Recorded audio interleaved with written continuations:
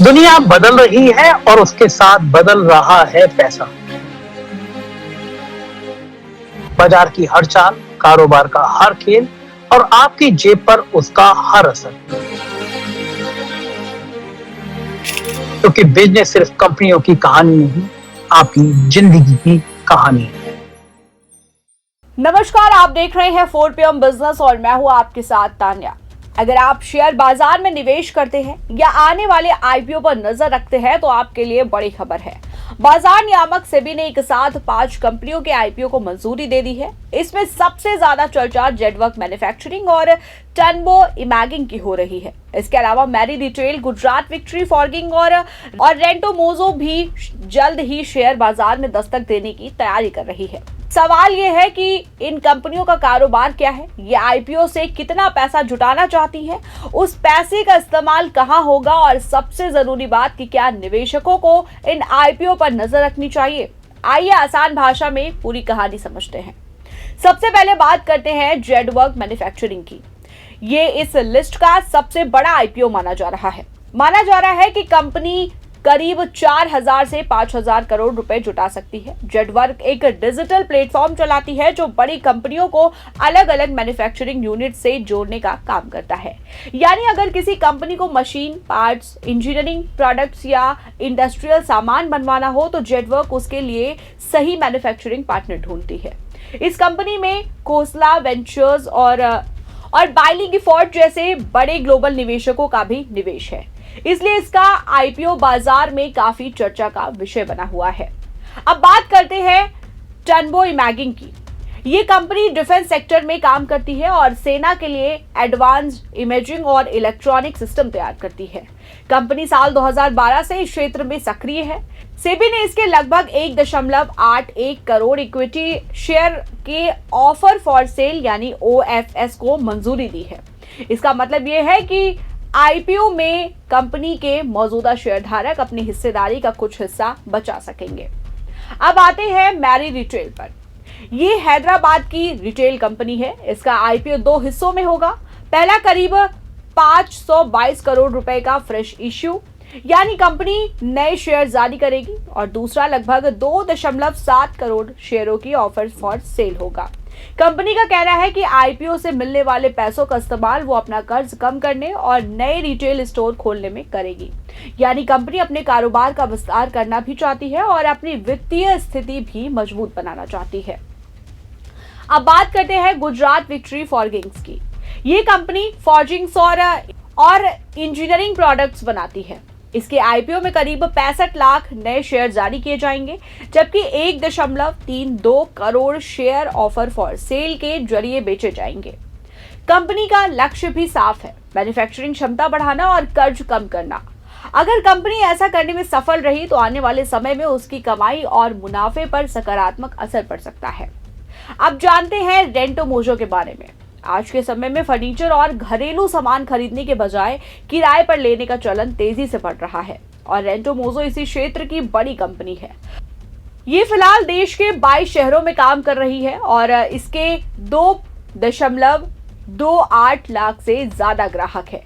Company के IPO में 150 करोड़ रुपए का फ्रेश इश्यू होगा, जबकि 2.84 crore share offer for sale के जरिए बेचे जाएंगे। कंपनी इस पैसे का इस्तेमाल लोन चुकाने, वेयरहाउस से जुड़े खर्चे और दूसरे ऑपरेशनल खर्चों के लिए करेगी। अब सवाल यही है कि सेबी की मंजूरी मिलने के बाद आगे क्या होगा। दरअसल सेबी की मंजूरी का मतलब सिर्फ इतना है कि अब ये कंपनियां आईपीओ लॉन्च करने के लिए तैयार हैं, लेकिन अभी अंतिम तारीख, शेयर का प्राइस बैंड और लिस्टिंग का समय तय होना बाकी है। कंपनियां बाजार की स्थिति को देखते हुए सही समय पर अपने आईपीओ लॉन्च करेगी और सबसे अहम बात है कि निवेशकों को किन बातों पर ध्यान देना चाहिए। सबसे पहले ये देखना जरूरी होगा कि कंपनी आईपीओ से जुटाए गए पैसों का इस्तेमाल कैसे करती है। अगर कोई कंपनी कर्ज कम करती है तो उसकी बैलेंस शीट मजबूत हो सकती है। वहीं अगर कंपनी विस्तार में निवेश करती है तो भविष्य में उसकी कमाई बढ़ने की संभावना बन सकती है। और दूसरी बात, आईपीओ में ऑफर फॉर सेल यानी ओएफएस का हिस्सा कितना है। ओएफएस में मिलने वाला पैसा कंपनी के पास नहीं जाता है, बल्कि अपने शेयर बेचने वाले मौजूदा निवेशकों या प्रमोटर्स के पास जाता है। इसलिए निवेशकों को यह समझना चाहिए कि आईपीओ का कितना हिस्सा वास्तव में कंपनी के विकास के लिए इस्तेमाल होगा और कितना पैसा पुराने शेयर धारकों को मिलेगा। इसके अलावा कंपनी का कारोबार, मुनाफा, कर्ज, भविष्य की ग्रोथ, वैल्यूएशन और आईपीओ का प्राइस बैंड भी निवेश का फैसला लेने से पहले जरूर देखना चाहिए। कुल मिलाकर सेबी की मंजूरी के बाद अब बाजार की नजर इन 5 आईपीओ पर रहेगी। खासकर जेडवर्क, टर्बो इमेजिंग और रेंटो मोजो जैसे बड़े नाम निवेशकों के बीच काफी चर्चा में है। हालांकि किसी भी आईपीओ में निवेश करने से पहले केवल चर्चा या लोकप्रियता के आधार पर फैसला नहीं लेना चाहिए। कंपनी के वित्तीय आंकड़े, बिजनेस मॉडल, ग्रोथ की संभावनाएं और वैल्यूएशन को अच्छी तरह से समझने के बाद ही निवेश करना बेहतर होगा। आने वाले दिनों में जैसे ही इन कंपनियों के आईपीओ की तारीख, प्राइस बैंड और अन्य महत्वपूर्ण जानकारी सामने आएगी, निवेशकों के लिए तस्वीर और भी साफ हो जाएगी।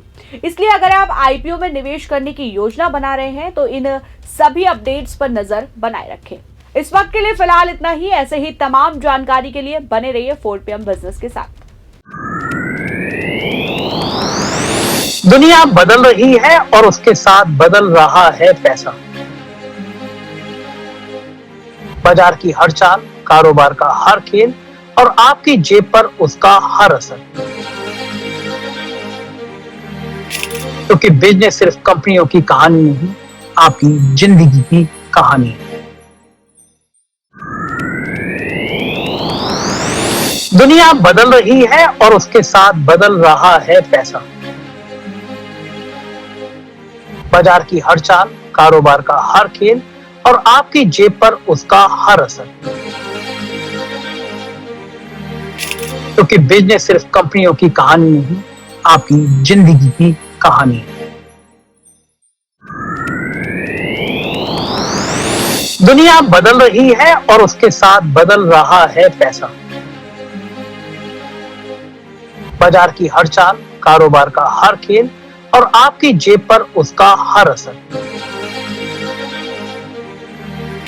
क्योंकि बिजनेस सिर्फ कंपनियों की कहानी नहीं, आपकी जिंदगी की कहानी है। दुनिया बदल रही है और उसके साथ बदल रहा है पैसा।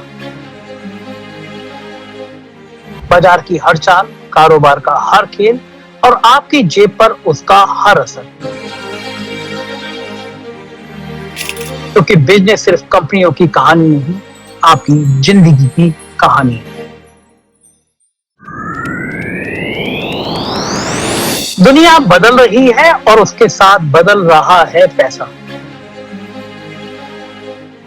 बाजार की हर चाल, कारोबार का हर खेल और आपकी जेब पर उसका हर असर। क्योंकि बिजनेस सिर्फ कंपनियों की कहानी नहीं, आपकी जिंदगी की कहानी है।